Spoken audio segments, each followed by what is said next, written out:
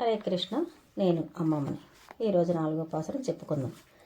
నీలాతుంగస్తనగిరి తటి సుప్త మధ్యోద కృష్ణం పారాత్యం సంస్కృత శత శిరసిద్ధమధ్యాపయంతే స్వాచిష్టాయం సజనిగలతం యా బలాకృత్య భుంక్తే గోదాతస్యే నమ ఇదమిదం భూయ ఏవాస్తు భూయః. அன்னவயல் புதுவை ஆண்டா அரங்கற்கு பன்னு திருப்பாவையில் பதியம் இன்னிசையால் பாடி கொடுத்தால் நப்பா மாலை போ மாலை சூடு கொடுத்தா சொல் சூடு கொடுத்தா சொற்கொடையை தொல்பாவை பாடியல் வல்ல பல்வயலியாம் நாடினே வேங்கடவர் கண்ணே விதயம் வன்விம்மத்து నాగాడ నా వన్నమే నలకు. జై శ్రీమన్నారాయణ. ఆండాల్ తిరువడిగలే శరణం. ఇప్పుడు 4వ పాసురం చదువుకుందాం. ஆலிமலை கண்ண ஒன்று நீ கைக்கரவேல் ஆலியில் புக்கு முகந்து குழாத்தேரி ஓலி முத்தல்வனுருவம்போல் மெய் கருத்து பாலியந்தோளுடை பற்பனாபன் கையில் ஆலி போல் மின்னு வலம்புரி போல் நின்று திறந்து தாளித்தே சார்கமுதைத்த சரமலை போல் வாழ்வுலகினில் பெய்திடாய் நாங்குலம் மாக்கல நீராடா மகிந்தேலோரெம்பாவாய்.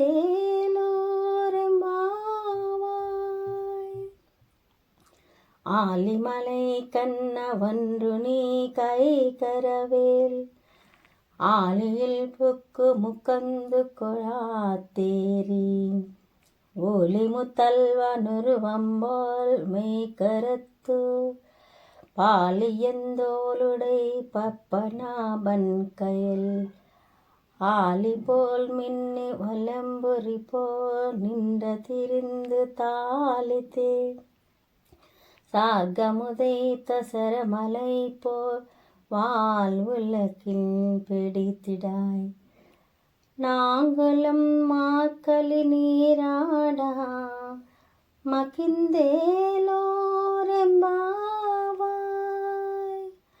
ஆண்டாள் తిరువడిగలే శరణం.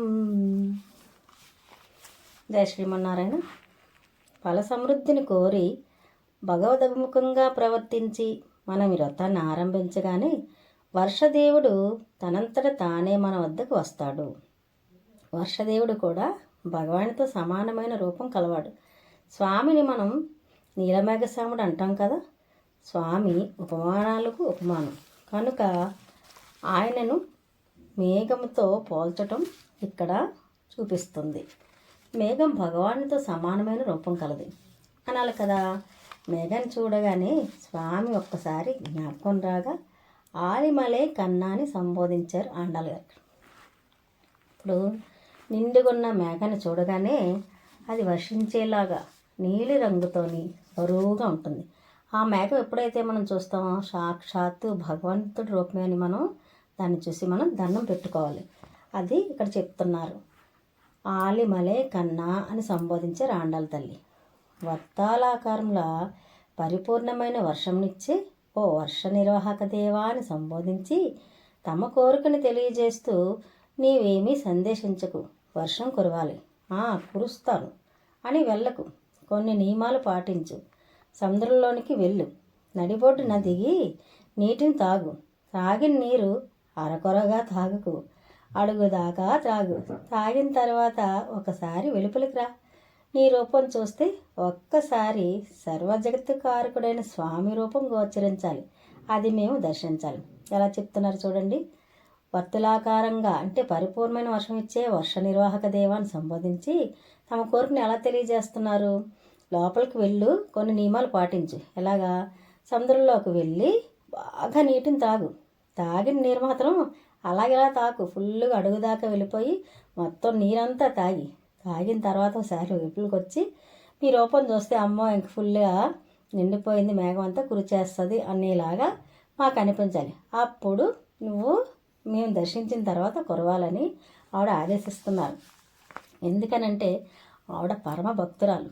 భక్తులు ఏం చెప్పినా స్వామి వింటారని మనందరికీ తెలుసు కదండి. ఎందుకంటే భక్తుల కోసం ఆయన అహర్నిశలు ఎదురు చూస్తూ ఉంటారు మన కోరికలు తీర్చడం కోసం. ఒకసారి నీవు స్వామి చేతిలో దాల్చిన చక్రంలా మెరవాలి, స్వామి ఎడమ చేతిలో దాల్చిన శంఖల్లా ఒకసారి గర్జించాలి.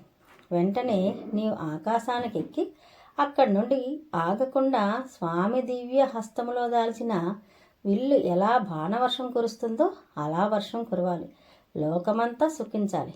ఇది మా వ్రతం. ఈ వ్రతానికి కావలసిన స్నానమునకు నీవే అధిపతివి, నువ్వే కదా అధిపతివి, దగ్గరుండి చేయించాలని ఇంతకుముందు పాసులని మనం చెప్పుకున్నాం కదా. మళ్ళీ ఇక్కడ కూడా చెప్తున్నారు. ఎలా చెప్తున్నారు? స్వామి చేతిలో శంఖ చక్రాలు ఉంటాయి కదండి, ఆ చక్రాన్ని మెరవాలి అని చెప్తున్నారు. శంఖాన్ని గర్జించాలని చెప్తున్నారు. ఎలా చెప్పాలి, ఎలా గర్జించాలి?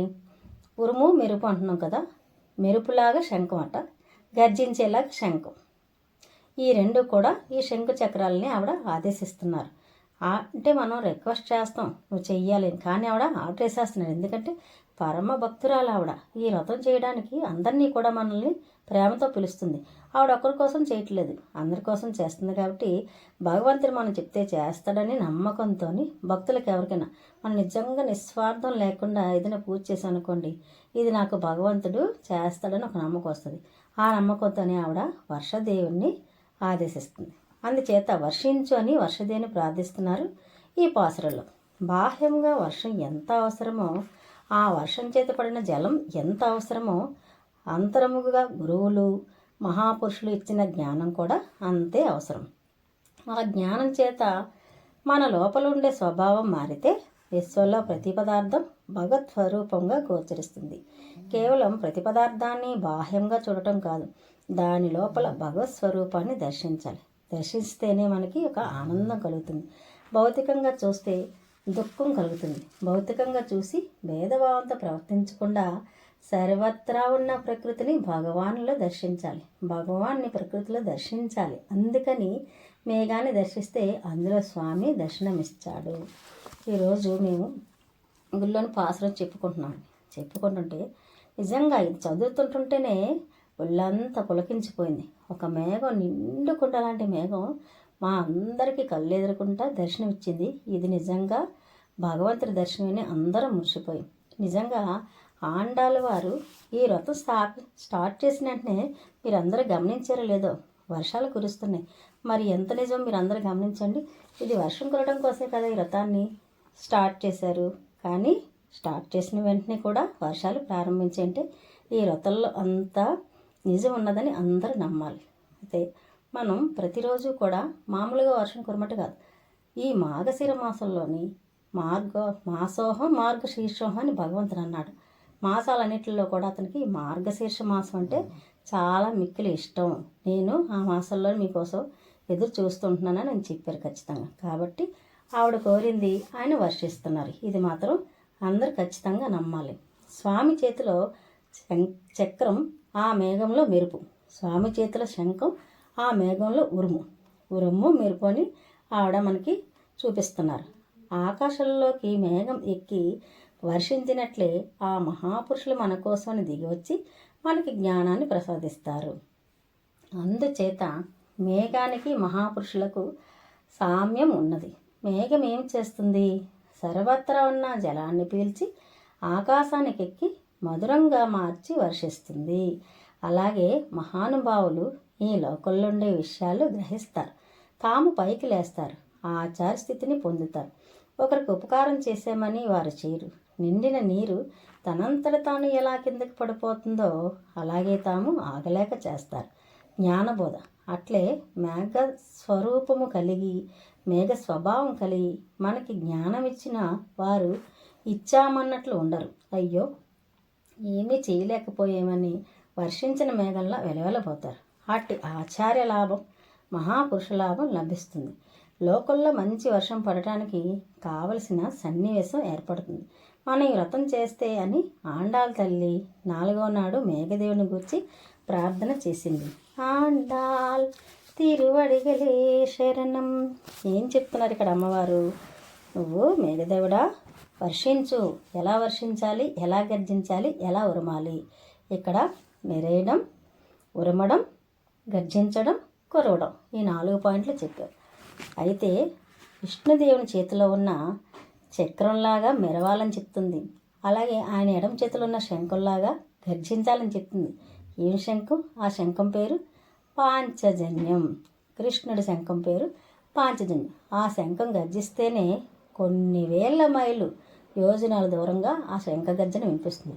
అలాంటి శంఖంతో గర్జించాలి, ఆ శంఖంలాగా గర్జించాలని మేఘాన్ని కూడా అడుగుతున్నారు. ఈ మేఘం వర్షించమని ఎలా వర్షించమంటున్నారు? ఈ లోపల సముద్రం లోపల ఉన్న నీరు అడుగుదాకా ఫుల్గా తాగేసి ఆకాశంలోకి పైకి వెళ్ళిపోయి అక్కడి నుంచి వర్షించు.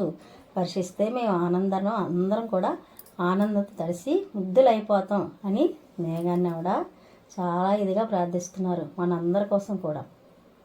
ఋషులు, మహాపురుషులు వాళ్ళ దగ్గర మనం ఈ ప్రవచనాలు అన్నీ వింటుంటాం కదండి. వాళ్ళకి ఎంతో కష్టమైన జ్ఞానాన్ని మనకి చాలా సునాయాసంగా అందించేస్తుంటారు. అది విని మనం అక్కడ విని వదిలేయకూడదు. మనం ఆ మందిరంలో నుండి బయటకు వచ్చి ఇంటి దాకా వచ్చి ఇంటిలో ఉన్న 10 మందికి చెప్పామనుకోండి, వాళ్ళు కూడా ఆహా మీరు ఈ వ్రతానికి వెళ్ళి ఇన్ని విషయాలు తెలుసుకుంటున్నారా, మిమ్మల్ని చూసి మాకు కూడా రావాలనిపిస్తుంది, మేము కూడా ఆండాళ్ తల్లి నడకలో నడవాలనిపిస్తుంది, మేము కూడా ఈ రోజు నుంటే వస్తామని ఆవిడ ఎలాగైతే ప్రతి ఒక్క గోపికని రోజుకొకరిని పెంచుకుంటూ వెళ్ళారో మనం కూడా మన చుట్టుపక్కల వాళ్ళని, మనకు తెలిసిన వాళ్ళందరికీ ఈ వ్రతంలో ఇంత నిజాయితీ ఉంది, మీరు కూడా రండి, ఆ పాసురాలు నిజంగా భక్తియుతంగా ఉంటాయి, వింటేనే భగవంతుడు సాక్షాత్తుగా మనకి కన్ను చూపిన వాళ్ళ మన ఎదురుగుంటేనే దర్శనం ఇస్తాడని చెప్పి ప్రతి ఒక్కరిని పిలుచుకరండి, గోపికల్లాగా తయారవ్వండి. ఆండాళ్ తిరువడిగలే శరణం. మళ్ళీ పాసురంలో మళ్ళీ కలుసుకుందాం. హరే కృష్ణ.